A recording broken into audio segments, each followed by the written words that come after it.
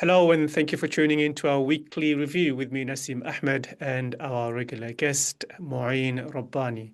Mouin, thank you for joining us. How you been? Thank you, Nasib. Very good to be with you again. Hope you're well.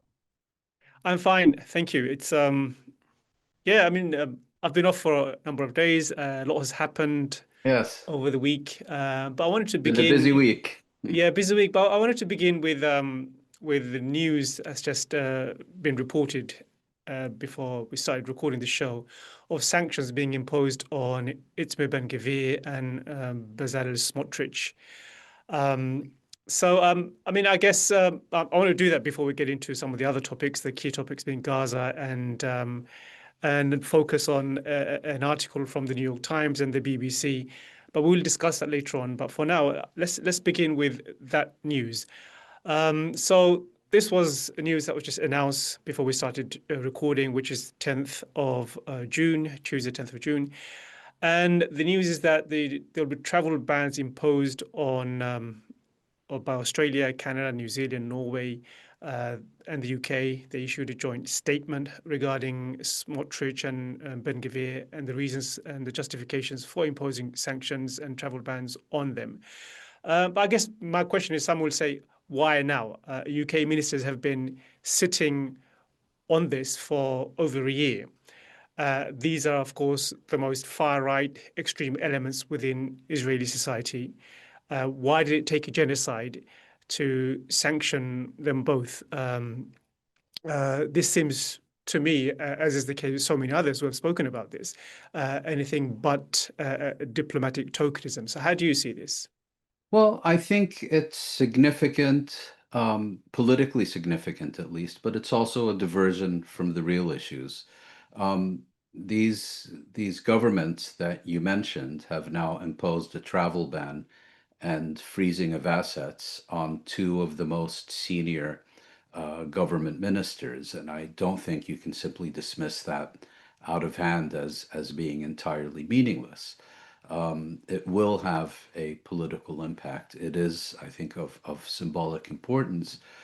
But at the same time, not just the genocide, which wasn't mentioned, I think, in these decisions, nor even the consistent construction of illegal settlements in illegally occupied territories was at issue. Rather, it was about their incitement of settler violence and their statements. It's a bit like trying to end World War II by imposing sanctions on Heinrich Himmler and Julius Streicher. Obviously, that would have, in the larger scheme of things, had no impact whatsoever.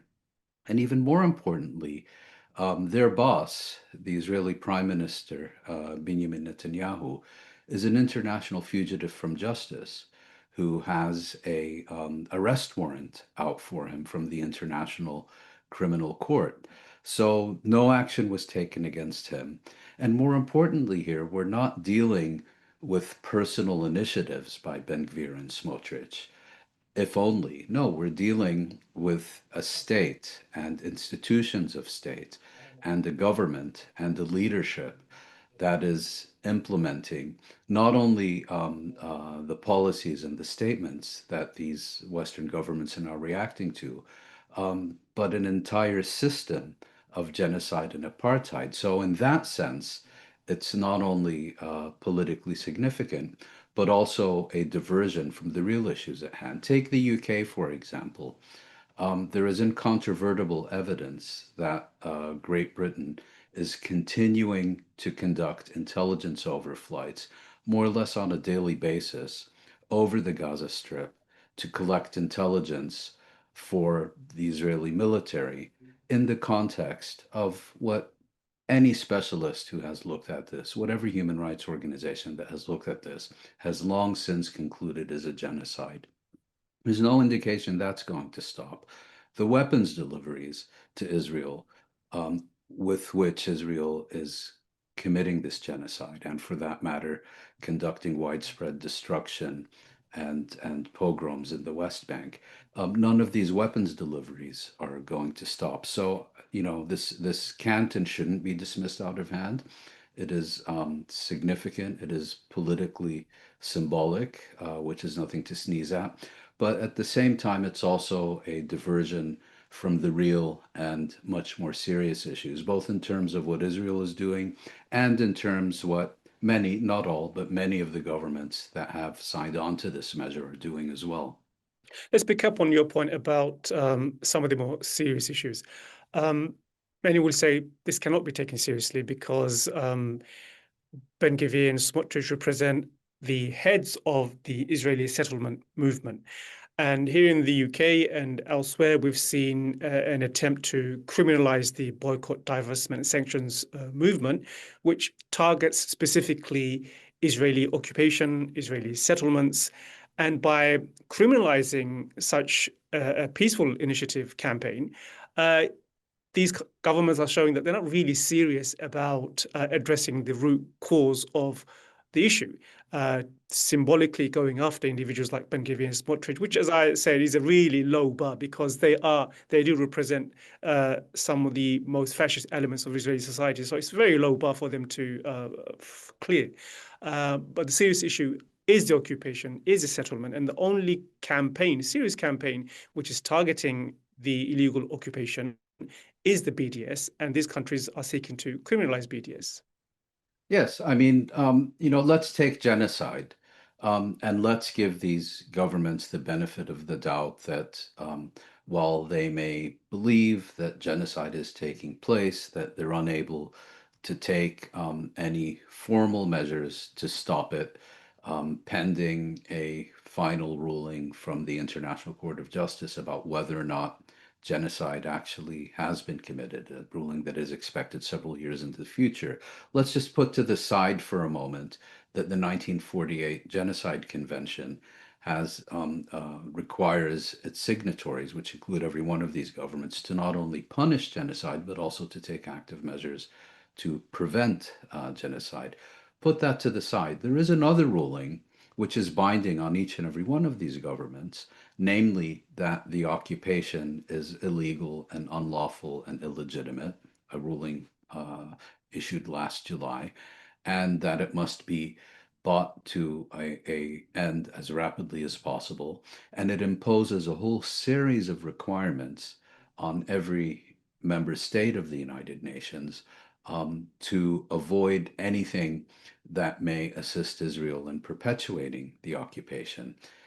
These measures are kind of a evaporating drop in the bucket in the larger scheme of things. So that would certainly be my first point. The second one is that many of these governments over the years have consistently called upon Palestinians to oppose Israel peacefully and nonviolently. Well, as you just pointed out, what could be more peaceful than not buying something? What could be more nonviolent than taking a decision not to invest in something? What could be more normal to show disapproval and opposition to a policy than sanctioning the state that is implementing that policy? But as you noted, even that is being criminalized. And the message here, I think, is very clear that calling for nonviolent, peaceful protest is really a red herring. It's a diversion because whenever they are confronted with nonviolent and peaceful protest, they repress it, they delegitimize it, they even criminalize it. People go to jail for it. And so the real issue here is that these governments, not all, but many of them, have a basic point of view that not only do Palestinians not have legitimate grievances, but even more importantly, they do not recognize any protest, any opposition, any resistance to either Israel or to its policies in the illegally occupied territories as legitimate. The concept of legitimate resistance to them by definition does not exist where Israel is concerned. It's, the Israel exception to international law, the Palestine exception, to human rights. We've seen that, I think, most clearly in the United States and Great Britain, but they're far from alone in terms of the policies that they have adopted. And one could potentially make a distinction here and say, it's Israel's illegal occupation and the policies that promote that occupation that should be targeted, and only that. But even then, you see all kinds of demonization and delegitimization and even criminalization of activities that specifically focus on sanctions or or any opposition, even to Israel's rule in the occupied territories. So, they're talking out of both sides of their mouth. You demand peaceful and nonviolent protest, then you impose sanctions on that protest. Mm. We will circle back to this story because one of the topics we'll be discussing later on is the U-turn by UK and France on recognition of a Palestinian state later this month. And given that the sanctions on Ben-Gvir and Smotrich was couched within the framework of seeking a two-state solution, I think there's a lot of hypocrisy here. Yes. On the one hand. Yeah, so we'll get back to that. But I want to begin our conversation about Gaza by focusing on an article that was published in the New York Times last week about how Netanyahu is arming armed criminals and militias to further his goals in Gaza, let's just say. And we've spoken about this many times. We spoke about this last week, and the stories we've been discussing here, the source of that is Palestinians on the ground, Palestinian journalists. And as is often the case, most of the mainstream media only picks up these stories only when it's compelled to do so. And it seems to be the case here. So the New York Times article points out that Netanyahu is funding and arming, these armed militia groups in Gaza. And I guess the question for me is, does this tactic sound familiar to you, given what we know about Hamas and the opposition of Hamas to the PLO, and how much Netanyahu or the Israeli government in general have supported, not supported, encouraged Islamist organizations, Islamist groups, and pitted them against more secular, the PLO and other groups. This seems to be a version of that, though in this case, it seems to be that they're doing it with really extreme elements in Gaza, people who are, you could say, are ISIS and Daesh members, and they are fueling and arming these individuals. And if we look back at history, this can only cause more chaos, more bloodshed, and more instability. Yes, well, there's a lot to unpack here. I'd like to start with your first point about how this issue registered on the radar of the mainstream media. Of course, Palestinian journalists have been reporting about this for some time, but on the one hand, they're dismissed under their reports are dismissed under all sorts of spurious pretexts by journalists who also don't have the courage to say that the reason they can't go into the Gaza Strip and verify or disprove these reports is because Israel is preventing them from entering the Gaza Strip, and they appear to be totally fine with that. The second issue is that the reason we are now talking about this, at least why the mainstream media is now talking about this, is because a statement was made by Avigdor Lieberman, a former close associate of Netanyahu, a former defense minister in one of his cabinets, one of the far-right leaders in Israel, but he used to be actually Netanyahu's chief of staff or head of his office. And as with virtually everyone else who has a close relationship with Netanyahu, they eventually had a bitter falling out. And Lieberman came out with a statement, excuse me, that Israel, at Netanyahu's direction, was funding gangs in the Gaza Strip that were aligned with ISIS. And Netanyahu then came out and said, actually, yes, we are supporting clans that are opposed to Hamas, and that Israel is doing so not at the initiative of Netanyahu, but at the recommendation of the security forces, which appears to be another one of his serial untruths, and that Netanyahu saw nothing wrong with it. So I think it was the buzzword ISIS that got the Western media interested in this. Now, if you look at this closely, these are often these groups that Israel is supporting are sometimes being portrayed as ISIS clans or extended families that are aligned with ISIS. That's actually not the case. What these are criminal gangs that, in some cases, have affiliations with ISIS that appear to be linked to other gangs in the Sinai Peninsula that are either ISIS or work with ISIS, but their main activity appears to be not so much ideological as criminal. The head of this particular gang, Yasser Abu Shabab, made his name as a drug runner and had been in prison in the Gaza Strip for these activities. And he and a number of his key deputies have in fact been disowned and disavowed by their families and by their clans. So the idea that here we're dealing with clans rather than criminal gangs is not entirely accurate. And they cooperate with ISIS.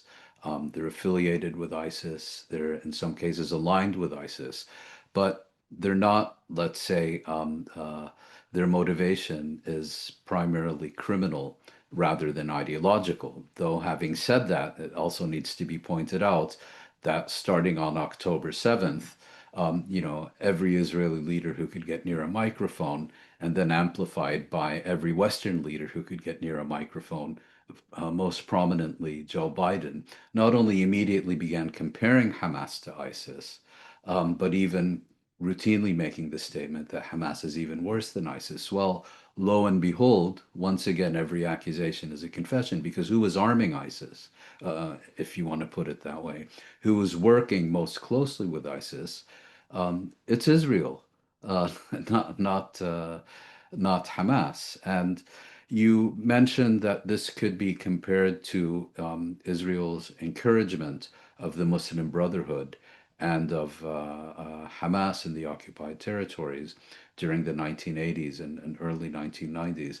I don't think it's a very good analogy, as the Muslim Brotherhood and later Hamas was a political movement and then became an armed national liberation movement as well. And Israel did not establish these movements, but certainly when they were primarily politically quiescent, it indirectly supported them and it encouraged their activities in order, the typical approach of divide and rule, the typical approach of sowing chaos and confusion in Palestinian ranks. And it hoped to encourage these groups in order to weaken the PLO and its constituent organizations. Well, that worked in some respects, and of course, today the largest and most organized and most popular Palestinian organization is not the PLO or any of its constituent factions, but rather Hamas. What I think we're seeing here is something different, because again, these groups are primarily criminal gangs. They may call themselves popular forces, but they're not an ideologically based movement. They're not a popularly based movement. They're not a political movement. They're criminal gangs collaborating with the Israeli occupation. And the prospect that they can hold even a square millimeter of Palestinian territory without the direct support of the Israelis is exactly 0.00. And therefore, I think a much better analogy for them is not the way that Israel sought to encourage the Muslim Brotherhood in the occupied territories, but rather the collaborationist South Lebanon Army in southern Lebanon during the 1970s and until Israel was expelled from southern Lebanon in 2000. And the minute the last Israeli soldier left southern Lebanon, the South Lebanon army ceased to exist, and its forces went scurrying into Israel in order to avoid accountability for their collaboration in Lebanon. I think that's a much better analogy. I wanted to quote back to you a quote from the New York Times article.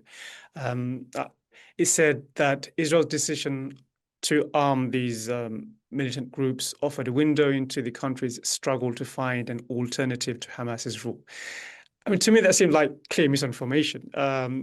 There has been alternative to Hamas's rule. Hamas has actually said that it will disarm as part of a negotiation for a ceasefire. The PA has said that it will govern the West Bank as part of a much broader deal. So this seems to be another propaganda by the New York Times about exactly what Israel's motivation is when it comes to arming these militants and criminals. Precisely. I don't think that Israel is arming and supporting and supervising and deploying these gangs in order to create an alternative to Hamas, because Israel has been very clear from the beginning. Um, it does not want any alternative to Hamas. The alternative it wants is the destruction of the Gaza Strip and the forcible mass expulsion of the Palestinians from the Gaza Strip. Rather, the role assigned to these Palestinian gangs collaborating with Israel is not to replace Hamas, but to sow chaos and anarchy and dissension in the areas under their control in order to further enable Israel's strategic objectives, which I just outlined. That's really what this is about. And the killings that these Israeli collaborationist gangs are involved with now are not shootouts with Hamas. They're participating in the killings of desperately hungry Palestinian civilians who are seeking to obtain these paltry supplies from the Orwellian named Gaza Humanitarian Foundation. So they're kind of being employed by Israel and its US mercenaries as kind of a perimeter force, also for what Chris Gunnis, the former UNRWA spokesman, has accurately referred to as human abattoirs, which is precisely what these so-called aid distribution centers have become, with daily massacres and so on. I believe 20 dead today. So these are gangs who are employed, they're for hire, whose purpose is to shoot and kill Palestinian civilians rather than to take on Hamas and try to replace it. So a key character in all this in Gaza is a person by the name of Yasser Abu Shabab. Yes. What do we know about him? I mean, he has actually come out and rejected the claim that he is been employed by Israel. He's being armed by Israel, but these Israeli officials beg to differ. They are saying that these are the individuals we have armed as an alternative to Hamas. And it must also be mentioned that it's also quite convenient because if these individuals are being armed by Israel, the narrative of Israel has been that Hamas is the one stealing food or looting in Gaza. But it could easily be that these armed thugs and criminals are the ones who are actually carrying out the looting, and they're the ones who are trying to create alternative spaces away from Hamas's control. I guess we can't say Hamas's control. Hamas does not control Gaza anymore. Israel is controlling every inch of Gaza at the moment. So who is Abu Well, Shahab, I guess? Well, Israel is not in physical control of the entirety of the Gaza Strip. It is in control of increasing parts of it, but even there, its control is often contested. But I would agree with you that Hamas's capacity to govern those other areas of the Gaza Strip and to impose law and order there is severely diminished, in significant part because Israel has also targeted precisely those elements of the Palestinian government in Gaza that are responsible for securing aid distribution, for law and order, and so on. Now, Yasser Abu Shabab was actually in prison in the Gaza Strip on October 7th of 2023 because he had been convicted of drug smuggling. So he's a convicted drug smuggler.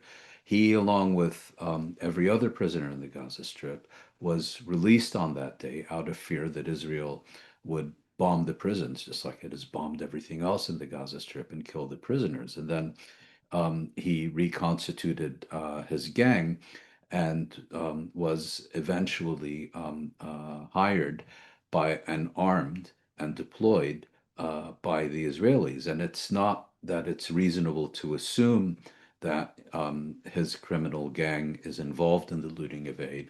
We know that they are the ones responsible for virtually all of the looting of the humanitarian aid.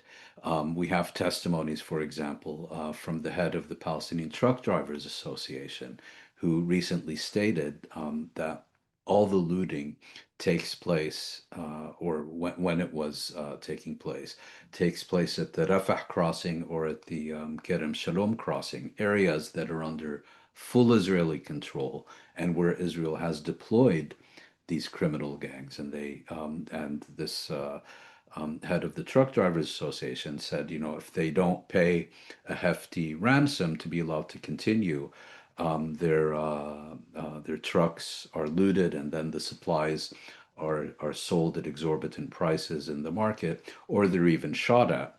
And so, of course, the accusation is that the UN and UNRWA needed to be eliminated from the aid distribution effort because they're front organizations for Hamas, and that's why Israel had to set up this alternative, because out of their devotion to Palestinian welfare, and to make sure the aid actually reaches those for whom it is intended. Well, here once again, not only is every accusation a confession, but every accusation is also a statement of intent. Because what we know is that in these areas I was discussing, Israel has deployed these gangs for the purpose of looting the aid. And we also have testimony from UN officials responsible for the aid saying that during the ceasefire in January, looting went down to zero because these gangs were unable to operate. In other words, the greater the role of the Palestinian government and of Hamas in securing and distributing the aid, the less looting there is. And the party responsible for looting is Israel and its collaborating gangs and militias. And another article I wanted to make as the basis of our conversation is an article on the BBC by Jeremy Bowen, and that's a nearly 5,000 word long article titled "Israel is accused of the gravest war crimes." It's quite a compelling read, I would say, and many are saying that this is by far the best investigative reporting by the BBC. But I guess if you have a history of repeating Israeli talking points and serving as an agent for Israel over the past 20 months in its propaganda efforts, I don't think it was very difficult to do. But Jeremy Bowen, I guess, does it really, really well. He begins by talking about the fog of war, how this was purposefully manufactured by Israel, and then goes on to speak with a number of officials, academics, and lawyers to show exactly what is happening behind the fog of war. And many, of course, concluded that it is genocide. So what stood out for you in this article? Because for me, I thought it was a really gripping read. Yes, it was. And just to be clear, Jeremy Bowen is a very serious journalist with a long record of service in the Middle East as well. People may remember his on-site reporting from the American bombing of the Al-Amiriya shelter in Baghdad in 1991 during the Kuwait War, and many other outstanding reports. But it's quite clear that he and many of his colleagues, certainly since October 2023, have been thoroughly muzzled by BBC management, which has decided that its journalistic mission is to make the world safe for genocide. And you know, there have been all kinds of reports of dissension within BBC ranks and so on. So here it seems Bowen has been permitted to do what he does best, which is serious journalism. And he's produced, as you said, a very compelling report. It's available on the BBC website, and I would encourage everyone to read it. The only additional comment I would make, in addition to what you said about the report, is that the headline says something along the lines of governments will have something to answer for many years. I think, you know, it was a reference to Western governments and their tacit or active support for Israel, and that it will come back to haunt them. That's certainly true, but that applies, I would argue, at least as much to BBC management, which has played such a shameful role during the past year and has willfully and recklessly trashed the BBC's, you know, once unparalleled reputation in the service of Israeli genocide, not even in the service of a British of a British war or policy, even though, of course, Britain is directly complicit, and the BBC has chosen to report very little about that, but in the service of a foreign power. The vast majority of British public opposes, and so on. It's really, you know, the ease with which BBC management has thrown their organization's reputation into the dustbin, and the ease with which they have been allowed to do so is really shameful, I think. And what I found really interesting are the sections where Bowen appears to be debunking BBC's own propaganda lines and Yes. Israeli talking points. So in one section, for example, you know, we've seen over the past 20 months where every time the BBC mentions casualty figures, death figures, it says Hamas controlled Gaza Health Ministry, blah, blah, blah. But he goes on to say that these figures have always been reliable. And if anything, Hamas undercounts the death toll. This is what he's saying. And then he references the Lancet figure, which indicates that more than 180,000 could potentially have died as a result. So I like those sections. And also when it comes to genocide, of course, the BBC will not admit to anything like that. But he cites Holocaust survivors like Professor Blattman, who says that Israeli politicians have for many years used the memory of the Holocaust as a tool to attack governments and public opinion in the world, and warn them that accusing Israel of any atrocities towards the Palestinians is anti-Semitism. So he's really bringing in powerful individual, powerful quotes, and debunking the BBC's own propaganda lines and Israeli talking points. I find that to be really refreshing. Yeah, excellent point. And as you know, the editor of the BBC website is a Netanyahu sycophant and acolyte by the name of Rafi Berg. You know, he must have been off duty during the finalization and publication of this article. Maybe he had too much to drink that day. Who knows? Or you know, what's an even better possibility is that opposition to his Stalinist management of the BBC website and insisting, you know, on Hamas run this and Hamas run that, that the opposition simply became too overwhelming, and he was left with no choice but to approve this article for publication. I mentioned circling back to Ben-Gvir and Smotrich. Um, so one of the paragraphs in the statement that was issued in the joint statement, he said that we are steadfastly committed to a two-state solution Right. and will continue to work with our partners towards its implementation. Quote. So last week we saw France and the UK doing what to me was another humiliating U-turn in recognition of a Palestinian state. For months now, they seemed to be they were building up to making this grand announcement in a conference in New York, sponsored by Saudi Arabia. And this was supposed to be the moment where they declare or recognize a Palestinian state. But they haven't. Now they say that they will not be doing that. And so how do you read this? On the one hand, here today they issue this statement and couch this within the context of a two-state solution and their commitment to it. And on the same week, France and UK do this humiliating U-turn. Yeah, I wouldn't describe it as a U-turn, and for the following reason. This began with a statement by the French president, Emmanuel Macron, in mid-April that France was considering recognition of a Palestinian state at this June conference that it is co-hosting with Saudi Arabia at the United Nations later this month. He never said France intended to recognize Palestinian statehood.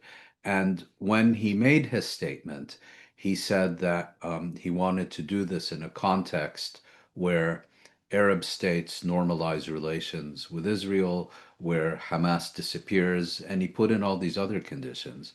But by merely uttering the words France is considering, many reporters and observers assumed that France had made a decision, which it most clearly hadn't. And as people kept saying, France is going to recognize, France is going to recognize, the government in Paris never contradicted those reports. So it allowed this bubble to build up. What was also happening is there was reporting that France wanted to do this as a joint initiative with Great Britain. And that clearly was never on the cards. I mean, Keir Starmer is so deep in Israel's pocket, you would need an arm 17 meters long to even reach him. So that was never on the cards. And what France has done now is merely reiterate that its recognition of Palestinian statehood is dependent on a number of conditions that are impossible to achieve. So I already said in April that it's very unlikely that France was going to do it, and France has now confirmed that its version of a two-state solution is total and unconditional recognition of Israel, conditional, eventual, potential, possible, based on impossible conditions, recognition of Palestine. So, for these governments to claim that they actually support a two-state settlement is absolute hogwash. They allow Israel to undermine it with total impunity. They impose no consequences on the daily expansion of Israeli settlements in the West Bank. They seem perfectly fine with genocide in the Gaza Strip. The Gaza Strip is supposed to be part of this Palestinian state. It's basically a pile of rubble now.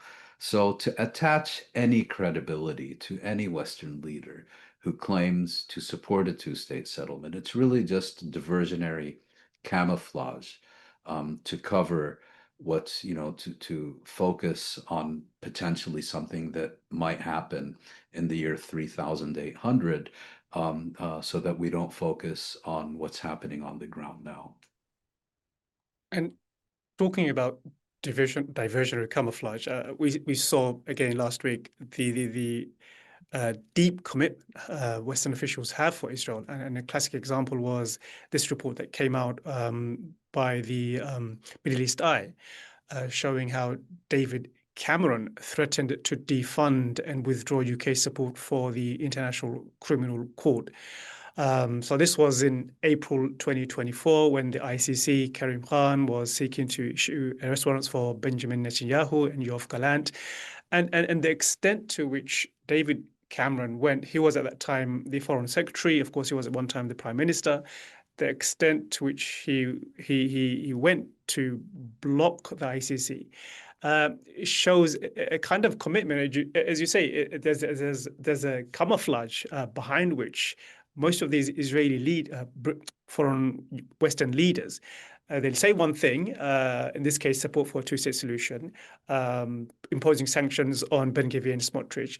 But behind the scene, the commitment they have to making sure Israel and Israeli leaders are protected is incredible. So talk us through this new investigation by the Middle East Eye about the extent to which David Cameron threatened to defund the ICC.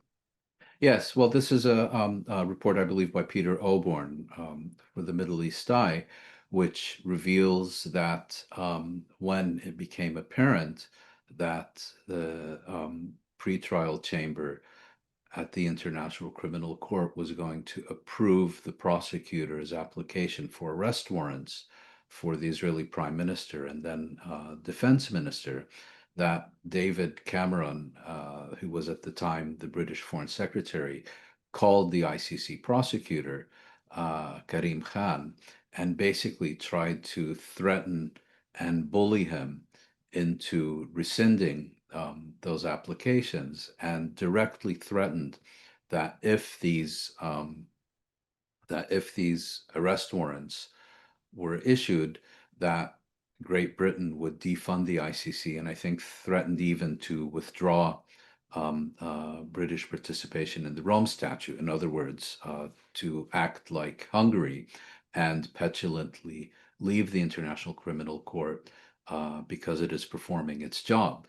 And that we've discussed this many times, Nassim, and here we have direct confirmed proof that Israel's Western allies and sponsors are perfectly prepared to burn the international system down to the ground, to destroy any and every institution that tries to hold Israel accountable for anything, because Israeli impunity has become a central tenet of Middle East policy, of foreign policy for these states.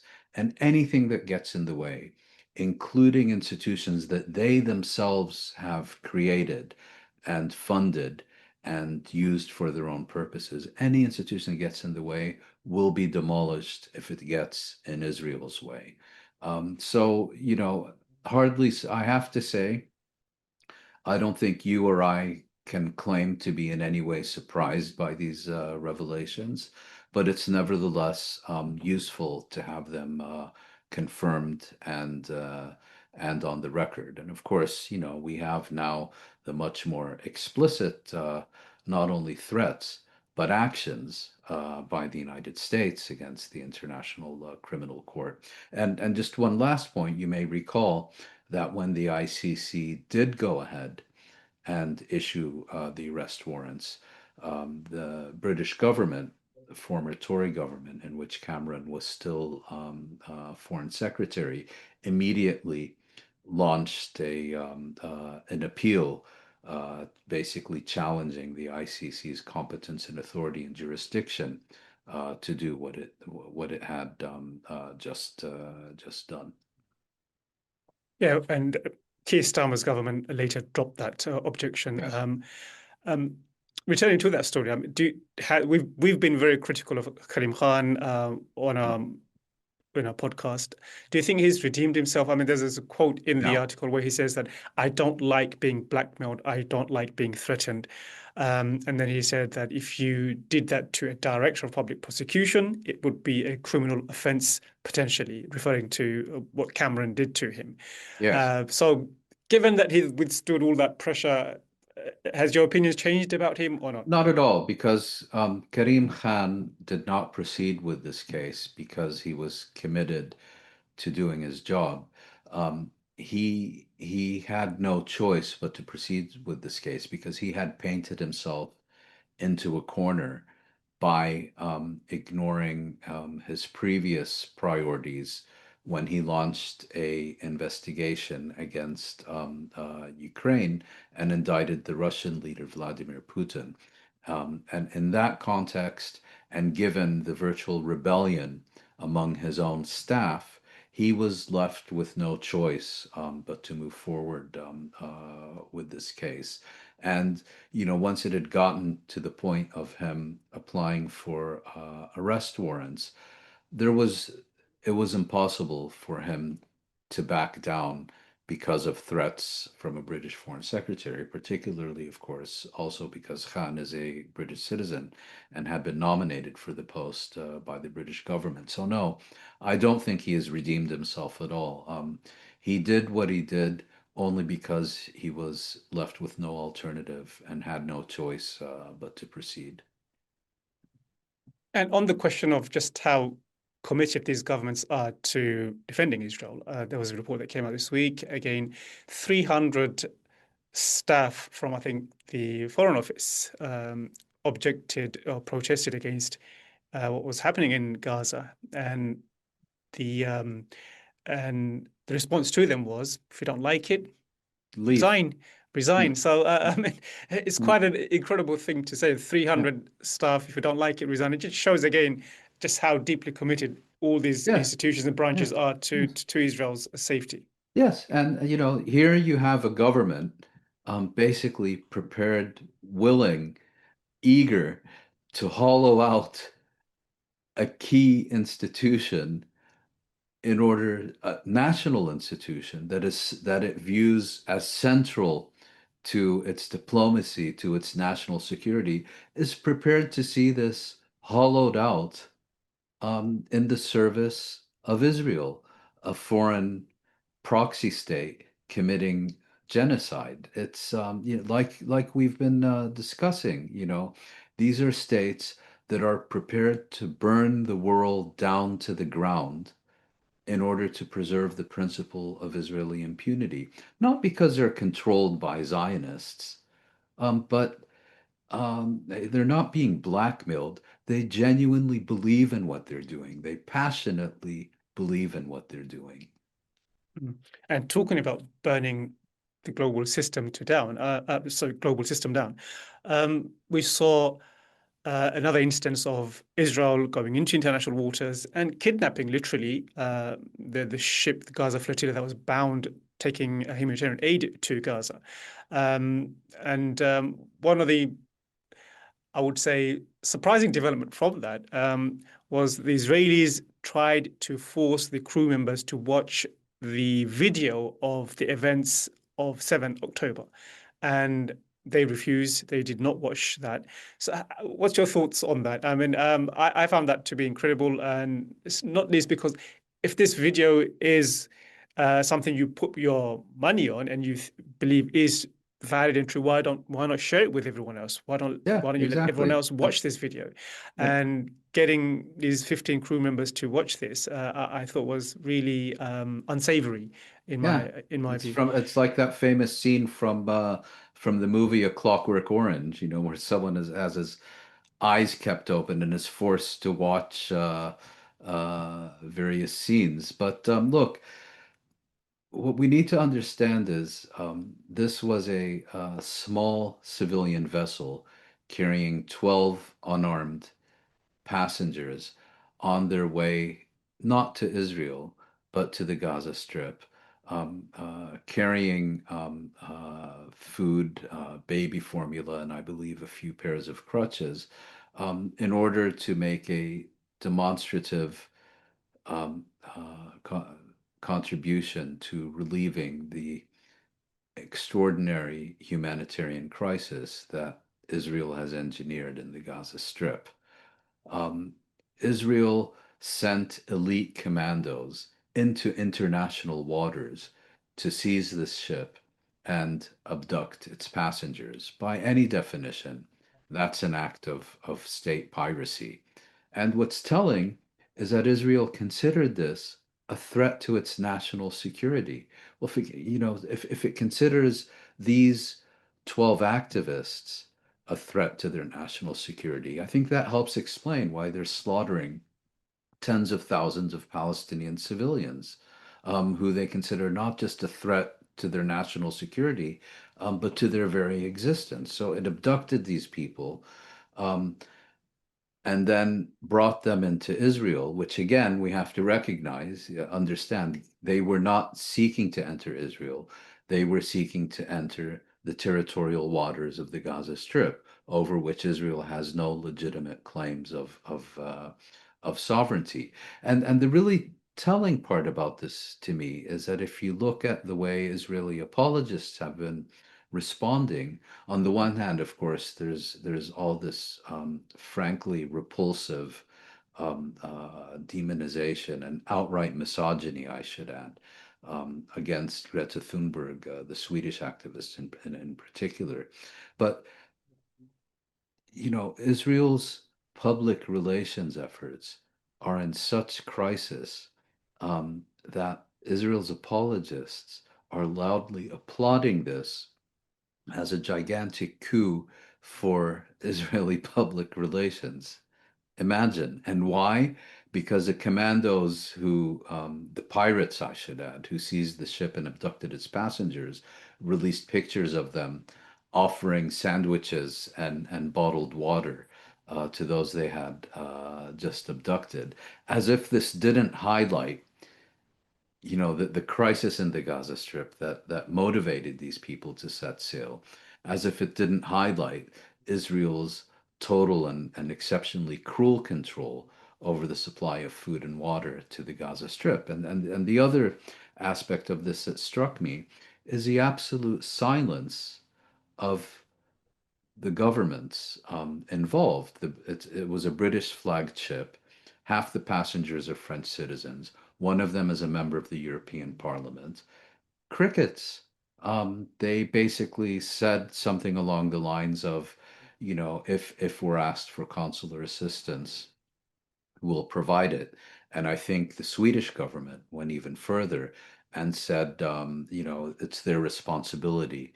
They were told not to go there, so they won't get consular assistance. Now, imagine if this had been a civilian vessel carrying a member of the European Parliament and 11 other European citizens, including a prominent activist, carrying medical supplies to deliver them to the White Helmets in Syria 10 years ago. And imagine if the Syrian Navy had come out and seized this ship and abducted its passengers, exactly like Israel just did.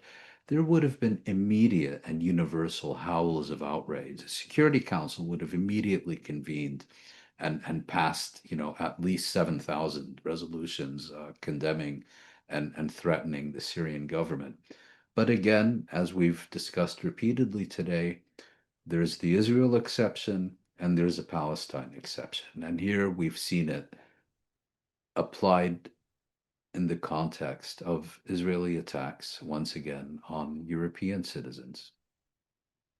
Yeah, another example of Israeli exceptionalism. And I guess I want to end with a story about the limits of that exceptionalism and talk about a court case in the US involving a figure known as Eyal Yacobi. I Yeah, think or evil lobotomy, as I call yeah, yeah. So he's one of the biggest propagandists on X for Israel, and the viewers, you may know him as there's a video of him where he stands next to the Speaker of the speaker. House, Yeah. Mm. Johnson, where he says, "I do not feel safe. Let me be clear, I do not feel safe." And he's speaking about being targeted as a Jew in his university, the University of Pennsylvania. So he took his university to court over alleged anti-Semitism, and he's lost the case, which I guess is good news and brought a smile to my face, given how much of a propagandist he is and how much he has peddled on this idea that everyone, well, the university is anti-Semitic, the students are anti-Semitic, and now this court case has confirmed or made a judgment determination that the university is not enabling anti-Semitism in its premises. So I was Yes. Well, they say even a broken clock is right twice a day. But this Jacobi character is such an astounding charlatan that, he's not even right once a day. And in this case, it's part of this anti-Semitism hoax. that universities have all turned into kind of Hitlerjugend camps and so on. And Jacobi and a few of his uh, co-conspirators took the University of Pennsylvania to court, accusing the university of enabling and promoting and not punishing anti-Semitism and so on. And the ruling was quite interesting. I mean, the judge, for all intents and purposes, called the plaintiffs, called them out as charlatans, and stated, I think I'm now quoting verbatim, that their main complaint seemed to be not anti-Semitism, for which they provided zero evidence, let alone proof, but their main complaint seemed to be that there are views other than their own. So, this is kind of the Securitate, the Stasi approach to freedom of speech. And if one is familiar with Jacobi's statements, I mean, he's far to the right of the far right. Let's put it that way. And it's hardly surprising that he has made it his life's mission to suppress any view that does not closely reflect his own. And he's now been called out by a judge as a charlatan whose mission is to suppress viewpoints rather than anything to do with anti-Semitism. So I think, now that we have an official ruling that this guy is a serial fabulist, perhaps it's time to just begin safely ignoring him. Yeah, I mean, when I saw that clip of him, Hmm. first thing that came to my mind is just how disconnected they are with reality. I mean, here you have this guy, Jacobi, standing in the heart of what is, heart of US government, surrounded by the most powerful people in the world, and claiming to be the biggest victim in the world. He's surrounded by power at the heart of US power and claiming to be the biggest victim and screaming, Yeah, I do but not feel safe. Let me be clear, I do not feel safe. yeah, can And I just interrupt you, Nassim? On the one hand, I completely agree with you.